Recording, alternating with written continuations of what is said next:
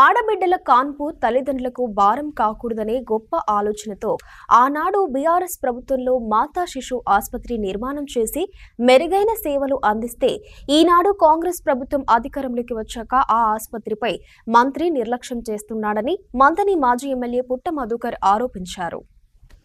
శుక్రవారం మంతని పట్టణంలోని మాతా శిశు ఆసుపత్రిని పుట్ట మధు సందర్శించారు. ఈ సందర్భంగా ఆయా వార్డులను ఆయన పరిశీలించారు. ఆసుపత్రిలో ఎంతమంది డాక్టర్లు, సిబ్బంది ఉన్నారని అడిగారు. 2 మాసాలుగా గైనకాలజిస్టు వైద్యుల నియామకం జరగలేదని సిబ్బంది ఆయన దృష్టికి తీసుకొచ్చారు. నిత్యం ముఖ్యమంత్రితో కలిసి తిరుగుతున్న మంతని ఎమ్మెల్యే తన సొంత నియోజకవర్గంలోని మాతా శిశు ఆసుపత్రిలో ఒక వైద్యుని నియమించకపోవడం దురదృష్టకరమన్నారు. ప్రజల ఓట్లతో గెలిచిన నాయకుడికి ఒక పెద్ద పదవి వస్తే ప్రజలు ఎంతో ఆనందిస్తారని, తమకు ఎంతో మేలు జరుగుతుందని ఆశిస్తారని, కానీ ఇక్కడ మాత్రం అందుకు భిన్నంగా జరుగుతోందన్నారు. మంతని ప్రజల ఓట్లతో గెలిచి మంత్రిగా అయిన మంతని ఎమ్మెల్యే మంతని ప్రజల కష్టాలను పట్టించుకోవడం లేదని, 2 నెలలుగా మాతా శిశు ఆసుపత్రిలో ఒక గైనకాలజిస్టు డాక్టర్ను నియమించడంలో విఫలమయ్యారని ఎద్దేవా చేశారు. మంతనికి 30 కిలోమీటర్ల దూరంలోనే కలెక్టర్ కార్యాలయం ఉందని, అయినా కలెక్టర్ ఈ విషయంపై దృష్టి పెట్టకపోవడం బాధాకరమన్నారు.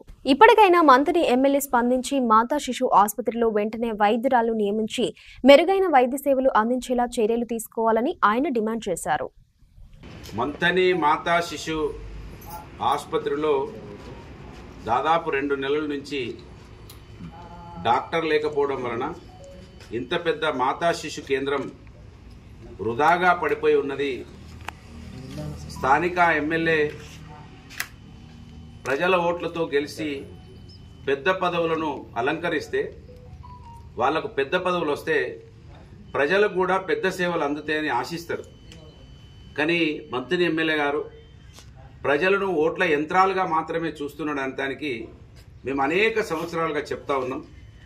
ప్రజలు ఆలోచించకపోవడం వలన ఆయన మాత్రం మారడం లేదు, మీరు కూడా మారతలేదు.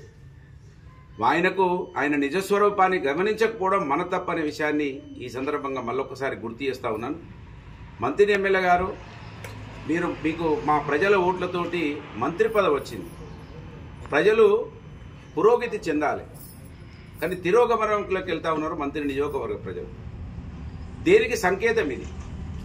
మీ కాంగ్రెస్ పార్టీ ప్రజాపాలన అని చెప్తున్నారు, ఇందిరమ్మ పాలన అని చెప్తున్నారు. ఇందిరమ్మ పాలన అంటే ఎమర్జెన్సీ అనేది మేము విన్నాము, చూడలేదు, అప్పుడు చిన్నవాళ్ళం మేము. ఇవాళ చూస్తున్నాం ఇందిరమ్మ పాలనలో పోలీస్ కేసులు, నిర్బంధాలు, రౌడీ షీట్లు తప్ప మీరు చేసింది ఒక్కటి కూడా లేదంటానికి అనేకం కనబడతా ఉన్నాయి. మేము అడుగుతున్నాం, ఇవాళ మాతా శిశు కేంద్రంలో మీరు హెడ్ క్వార్టర్లో ఈ మాతా శిశు కేంద్రం ఉంది.